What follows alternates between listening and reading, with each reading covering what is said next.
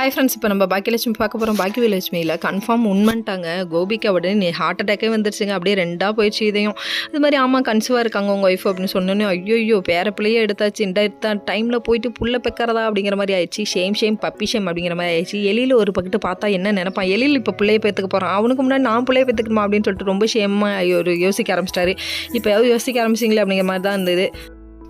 இருந்தாலும் யூ லேட்டுப்பா தம்பி அப்படிங்கிற மாதிரி போயிடுச்சு. அதுக்கப்புறமா ஒரு வழியாக நம்ம ராதிகா முறைன்னு முறைக்கிறாங்க, உங்களால் தான் சொல்லிட்டு இதெல்லாம் முறைச்சா மட்டும் போதுமா அப்படிங்கிற மாதிரி வந்துடுச்சு. அதுக்கப்புறம் ராதிகா அம்மாட்ட வந்து விஷயத்த சொல்ல அவங்க ஹாப்பியாக இருக்காங்க.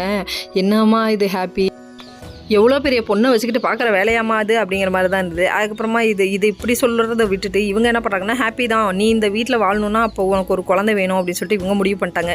ஐயோ கோபிக்கு தான் எப்படி இருக்க போதோ தெரியலங்க. இன்னொரு பக்கம் பார்த்தா நம்ம பாக்கியாவை பார்க்கறதுக்காக, அதாவது அடுத்த ஹீரோ என்ட்ரி பழனி சார் வந்துட்டு ரெஸ்டாரண்ட்டில் யாருமே இல்லையா, ஏன் யாரும் ஆர்டர் எடுக்க மாட்டேங்கிறாங்க அப்படின்னு சொல்லி அவங்க கேட்டாங்க.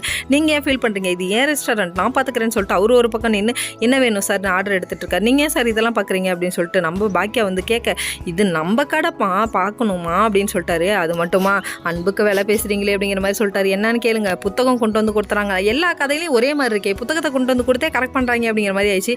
புத்தகம் கொடுத்ததுக்கு காசு வாங்கிக்கோங்கன்னு சொல்கிறதுக்கு வாங்க முடியாது, அன்புக்கு வேலை பேசுகிறீங்களாங்கிறாங்க. நான் அடித்த டைலாக்கை எனக்கே அடிக்கிறியப்பா அப்படிங்கிற மாதிரி ஆயிடுச்சு.